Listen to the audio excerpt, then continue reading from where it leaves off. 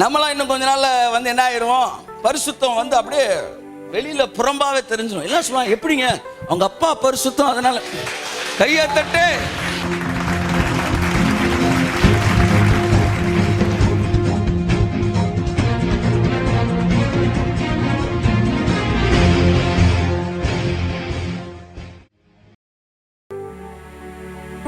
அதனால நான் எப்படி மாறுறது, நீ எப்படி மாறணும், நீ மாறிடுவ.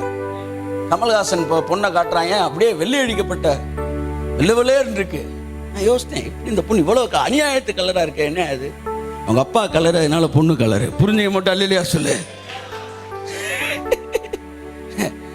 நம்மளாம் இன்னும் கொஞ்ச நாள்ல வந்து என்ன ஆயிரும், பரிசுத்தம் வந்து அப்படியே வெளியில புறம்பாவே தெரிஞ்சிடும். எல்லாம் சொல்லுவாங்க, எப்படிங்க அவங்க அப்பா பரிசுத்தம், அதனால கையை தட்டு.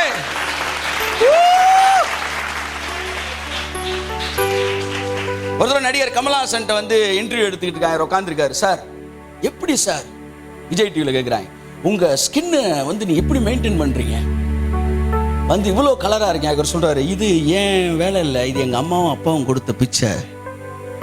அவனுக்கு தெரியுது, டிஎன்ஏ எங்க அம்மா அப்பா கலரா இருந்தாலும் நான் கலரா பிறந்துட்டேன்னு.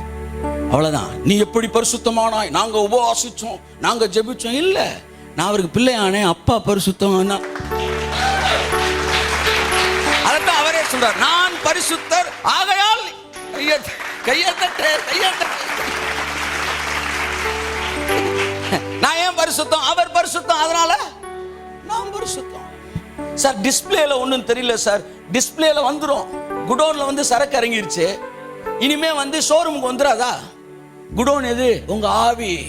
ரட்சிக்கப்பட்டப்ப எல்லா சரக்கையும் கொண்டு நீங்க இறக்கிட்டாரு. இப்ப நீங்க ஃபுல்லா ஷோரூமுக்கு கொண்டு வந்துகிட்டு இருக்கோம். ஆவி உள்ள கம்ப்ளீட்டா கொண்டு வந்து இறக்கிட்டாரு. எதை இறக்குனாரா? பரலோகத்தில் இருக்கிற எல்லாத்தையும் இறக்கிட்டாரா? சொல்லுங்க. பரலோகத்தை இறக்கிட்டாரு. இயேசு சொன்னார், பரலோக ராஜ்யம் உங்களுக்குள். கையை தட்டு, உள்ளே வந்துருச்சு. ஆமென், ஆமென்.